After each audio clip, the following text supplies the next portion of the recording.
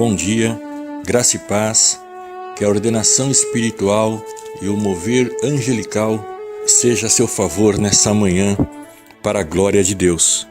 Muito bom tê-los aqui para nós darmos continuidade a esse momento de devoção a Deus.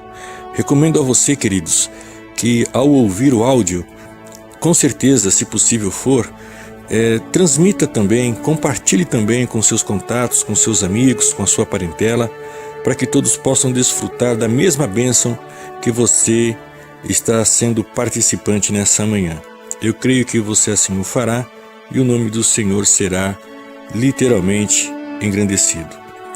O apóstolo Paulo, escrevendo para a igreja de Roma, que se iniciava ali, no capítulo 5, ele deixa uma lição muito gostosa acerca de como temos que viver no entendimento. E quando você lê o capítulo 5 por completo, você vai entendendo a questão da justificação pela fé. Por exemplo, no versículo 1, ele nos diz o seguinte: sendo, pois, justificados pela fé, temos paz com Deus, por nosso Senhor Jesus Cristo, pelo qual também temos entrada pela fé a esta graça, na qual estamos firmes e nos gloriamos na esperança da glória de Deus. Se nós não tivermos um entendimento histórico, não fará muito sentido para nós.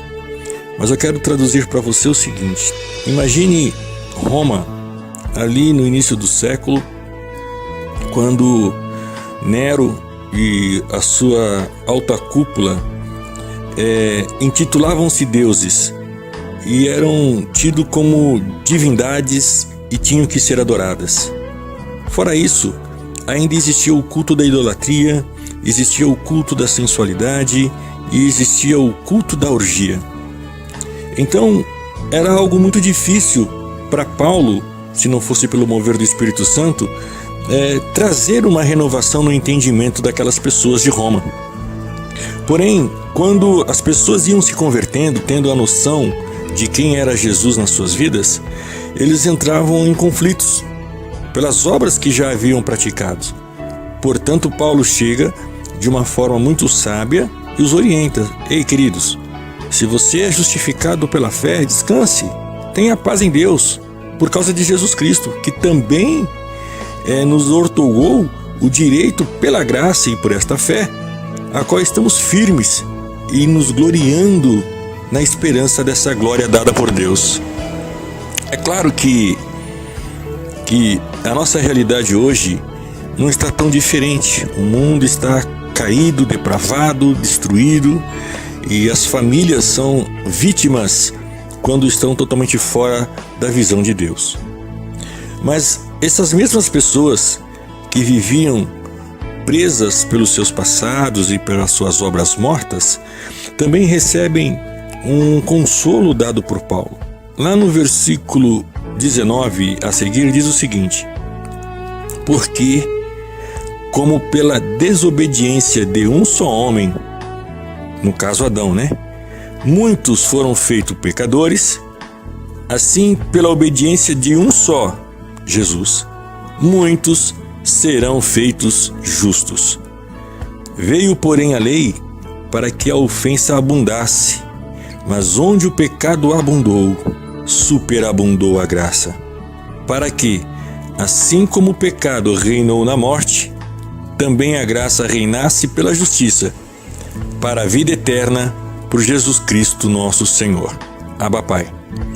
Paulo deixa claro que toda forma de religiosidade, ela só faz você enxergar a grandeza, a grandiosidade, o poderio bélico, realmente falando, do pecado. Enquanto mais religioso for a pessoa, mais distante ela está da graça, porque ela, ao invés de ter como alvo a justificação, ela tem como alvo a condenação. Então ela vive para não cair em condenação, ao invés de viver agradecendo a Deus por sua justificação através da fé. Isso é graça. Precisamos entender que a graça ela não tem nada a ver com rituais. Olha, eu vou jejuar agora para que eu possa alcançar. A graça não tem nada a ver com jejum. A graça de Deus não tem nada a ver com campanhas no monte. A graça de Deus não tem nada a ver com rituais simbólicos colocados nas igrejas A, B ou C, independentemente de quais sejam, as situações apresentadas por pastores. Não. A graça ela é adquirida única e exclusivamente através da obediência da fé. Então, se tem pessoas que estão indo para a igreja, mas ainda traz na mente as condenações de tudo que viveram no passado, realmente essas pessoas ainda não foram justificadas pela fé. Elas ainda não alcançaram o patamar nivelado da graça em Cristo Jesus. Nós acabamos de ler lá no versículo 1, sendo, pois, justificados pela fé, não justificados pela obra, não justificados pela campanha, não justificados pelos jejuns, não justificados pelas vigílias, não justificados pelas correntes, não justificados pelas simbologias, não justificados pelo copo d'água, pela rosa ungida, pelo travesseiro, pela caneta e tantas heresias. Não é justificado por nada disso. Paulo deixou claro, sendo, pois, justificados pela fé, temos paz com Deus. Não importa agora como está a tua vida financeira, não importa agora como está o teu estado de saúde. Qualquer situação que precisa ser movida na sua vida, chama-se fé. Não pode ser outra coisa, querido. Se você está servindo a Deus com a sua mente no passado, você não está em graça. Se você serve a Deus trazendo no seu corpo marcas de condenação, você não vive em graça. Se você serve a Deus achando-se insignificante, indigno de estar na sua presença e ser morada do seu Espírito Santo, você realmente não tem nada a ver com a graça. Pelo contrário, eu afirmo que você vive uma religiosidade que apresenta na sua vida somente histórias de desgraça. Paulo diz o seguinte em Coríntios, eu quero ler com você. Ele nos deixa uma recomendação maravilhosa e eu creio que todos nós precisamos aprender com Paulo acerca desse relato. Segundo Coríntios, capítulo 5, ele deixa assim para você e para mim, a partir do versículo 17. Assim que, se alguém está em Cristo, nova criatura é. As coisas velhas já se passaram, e eis que tudo se fez novo. Glória a Deus.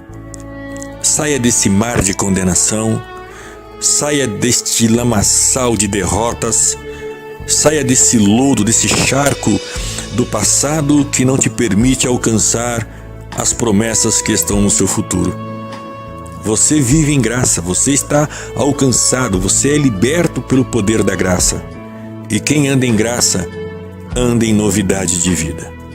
Que esta manhã possa ser produtiva na sua vida, que você possa receber a liberdade que essa graça gloriosa traz sobre você através da fé pelo sacrifício de Cristo Jesus. Não permita que o sacrifício na cruz seja algo em vão na sua vida. Você não precisa mais de rituais e nem de liturgia religiosa. Hoje, pelo mover da fé, tudo o que você precisa é confiar naquele que na sua vida tem começado uma excelente obra. Desejo a todos um excelente dia, abençoado e produtivo, um bom fim de semana e, querendo Deus, nós retornaremos para a glória do seu nome. Deus em vós é a esperança de toda a glória. Amém.